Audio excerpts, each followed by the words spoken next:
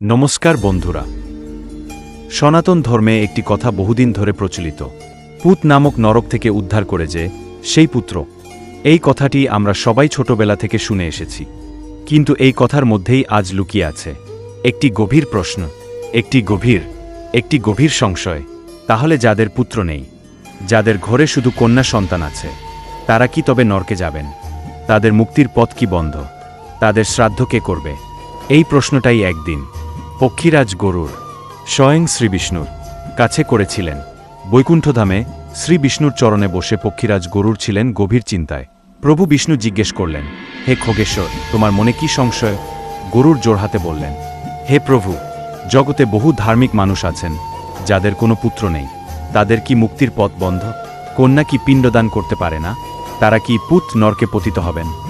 শ্রী বিষ্ণু তখন মৃদু হেসে বললেন, হে গরুড়, এই ধারণা ভ্রান্ত। আমার সৃষ্টিতে পুত্র ও কন্যায় কোনো ভেদ নেই। তারপর প্রভু স্মরণ করালেন শাস্ত্রবাণী, পিতা যেমন নিজের আত্মা, পুত্র তেমনি পিতার আত্মার অংশ, আর কন্যাও পুত্রের সমান। যেখানে আত্মার প্রশ্ন, সেখানে লিঙ্গভেদ নেই। এরপর গরুড় পুরাণের প্রেতখণ্ড অনুযায়ী শ্রাদ্ধের অধিকারীদের ক্রম বলা হয়েছে: পুত্র, পৌত্র, প্রপৌত্র, পত্নী, কন্যা, দৌহিত্র অর্থাৎ মেয়ের ছেলে, ভাই বা আত্মীয়। শাস্ত্রবাক্য, পুত্র না থাকলে স্ত্রী, আর স্ত্রী না থাকলে কন্যাই শ্রাদ্ধের পূর্ণ অধিকারিণী। এতে কোনো পাপ নেই, এতে আত্মা অশান্ত হয় না। শাস্ত্রে আরও একটি গুরুত্বপূর্ণ কথা বলা হয়েছে: পুত্র না থাকলে দৌহিত্র অর্থাৎ মেয়ের ছেলে পিণ্ডদান করতে পারে। একে বলা হয় পুত্রিকা, পুত্র নেয়।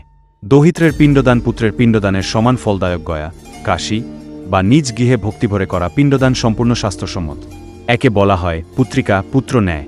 দৌহিত্রের পিণ্ডদান পুত্রের পিণ্ডদানের সমান ফলদায়ক। গয়া, কাশী বা নিজ গৃহে ভক্তিভরে করা পিণ্ডদান সম্পূর্ণ শাস্ত্রসম্মত। সমাজে আজও অনেকে বলেন, মেয়ে দিয়ে কিছু হয় না। শাস্ত্র বলে, এ কথা সম্পূর্ণ ভুল। ঈশ্বর বিচার করেন না কে ছেলে কে মেয়ে, ঈশ্বর বিচার করেন ভক্তি, শ্রদ্ধা এবং কর্তব্য। ধন্যবাদ এতক্ষণ বাংলা ভক্তি কথা চ্যানেলের সঙ্গে থাকার জন্য। ভিডিওটি ভালো লাগলে অবশ্যই লাইক, শেয়ার, কমেন্ট ও সাবস্ক্রাইব করতে ভুলবেন না। ভবিষ্যতে আপনি কী ধরনের ভিডিও দেখতে চান কমেন্টে জানাতে পারেন।